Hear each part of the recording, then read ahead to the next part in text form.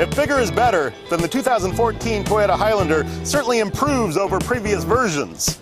Let's get in this third generation Toyota Highlander and check the tech. Now this is the 2014 Toyota Highlander. It's grown about half a foot from its first generation in 2000. This is actually the third generation vehicle, just new for 2014. Toyota has added a lot of its truck-like styling features for this 2014 model. In front here we have these really prominent headlights, and we have this grille with these really strong louvers along here. These are things you'll also see on cars like the Toyota 4Runner, which we just reviewed recently, which is more of an aggressive truck-like thing. This is still more of a crossover, but we do have these contours along the side that lead up, and we've got this two-tone roof rail here, the silver roof rail. I don't particularly like it. And we come out to the rear, and we have these really bulbous tail lights. These sort of stick out of the back here. This is sort of another Toyota signature design feature. In the cabin here, Toyota put a lot of convenience features in the Highlander. First of all, we got this console here, and if I pop open these slots for it here, it goes way down. I can put laptops in here, or basketballs, or who knows what else. Then I got the shifter up front here for the 6-speed automatic transmission. That's one choice. There's no other transmission you can get. We got a reverse camera on the screen here with some distance lines, but no trajectory. If I spin the wheel, nothing happens on there. And I can throw it over to Sport here. Holds the lower gears a little more. And it's also got a manual shift mode, which doesn't make a lot of difference in a car like this. Up in front of here, I've got my all-wheel drive controls. I've got a button that says snow, and that'll actually detune some of the torque at the wheels. You're less likely to put a lot of twist at the wheels and slip in the snow. There's a button that says DAC, that's a downhill assist control. Well, it's a very slow maneuver, only for really slippery hills. And then also we have a button that shows the wheels. It's got a little X in the middle. That's your diff lock. The diff lock will actually ensure that you have power at all wheels. You use that in a situation if you're in ice or stuck in some mud puddle or something like that and wheels are spinning. So whichever one can get grip will hopefully pull you out of that situation. But now let's go up to the head unit here. This is a completely new head unit for Toyota. So we have a row of buttons across each side here. These are soft touch buttons actually. We've got a button that says home. We go here and we get a nice screen that shows our map, the current weather, and whatever audio we've got playing. We go to our apps button here. Now this is kind of a neat thing. This is what cars are going towards. Chevy MyLink has this too. All the buttons are kind of the same shape for navigation, audio, phone, messages. Eco will show you how the car's performing. We've got a traffic button. And Toyota can keep on adding apps to this car with this type of paradigm. So it's just like a smartphone really. And there's even the ability to change these apps, so you can move buttons up to the front that you'll use the most. There's a reorder button here, and you can move things around on here, so that's really useful.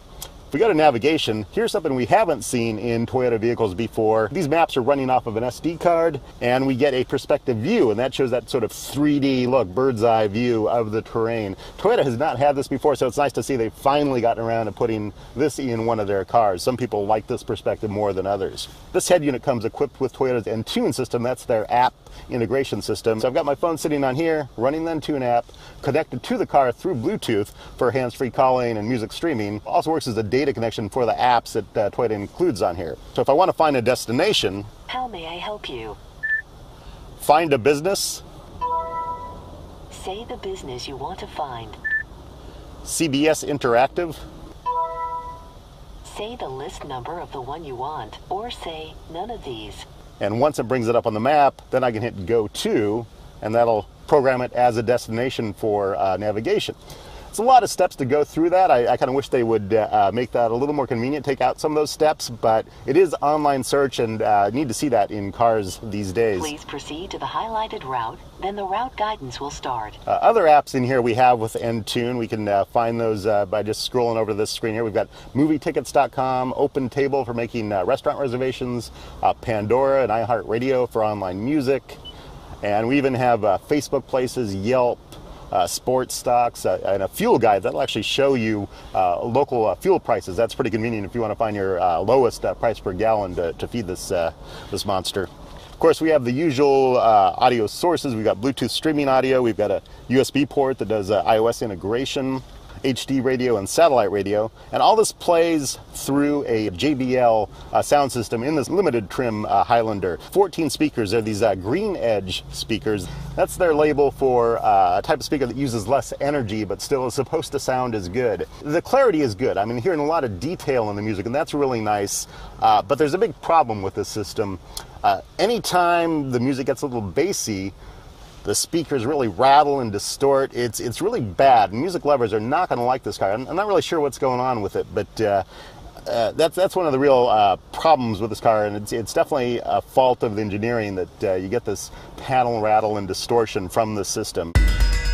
Now, this Highlander, being pretty much a family van, has a third row seating. So with this middle row, I can pull some latches on the side here and pull this middle row forward. Gives me access to the third row. It's not bad access. Third row is pretty small, but you can fit some kids back there. I can also pull this down and make this middle row go pretty flat. Definitely not flush with the floor, but if I pull the third row down too, then I get a decent amount of cargo area back here. Maybe enough to get a couch from IKEA or something. Chugging away under the hood here, we have a 3.5 liter V6 engine. Toyota's had this engine around for about 10 years, 270 horsepower, 248 pound-feet of torque. Those aren't great numbers by today's standards with an engine of this size.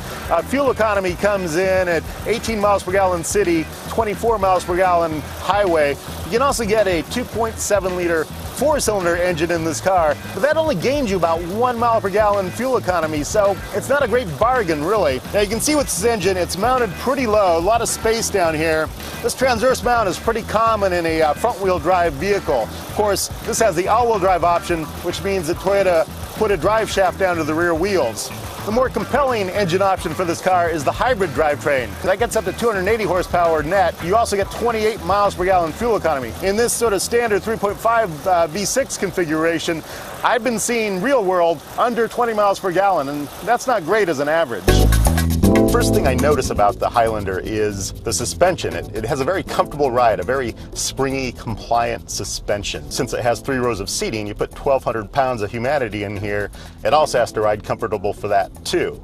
It's not a great handling suspension. It'll do all right, but if you take a corner a little too fast, like I've done a couple of times, you'll feel it lean quite a bit. It won't feel all that stable. I really like how the steering is also tuned.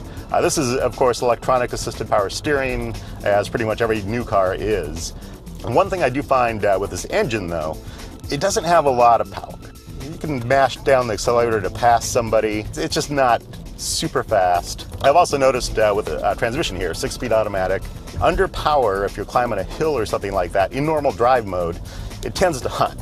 You can feel it trying to shift up and then shift down, then shifting up again. Put it in sport mode though, climbing some hills, and that seems to really solve the problem. That just ensures it keeps the power up, keeps in some lower gears. Base price for the 2014 Toyota Highlander in LE trim is $30,470. We have the limited trim Platinum Edition that includes the driver technology package and panoramic sunroof with all-wheel drive. That goes for $44,845. There are a lot of things I like about this 2014 Toyota Highlander. There's a lot of good improvements in the technology. I certainly like the head unit, the N-Tune connected feature. JBL speakers weren't my favorite. The driver assistance features are pretty nice. What I really don't like, though, is Toyota's engine options. This 3.5 liter V6 is just not much power and terrible fuel economy. The hybrid in this trim goes for $51,000, but that's probably the one I'd want.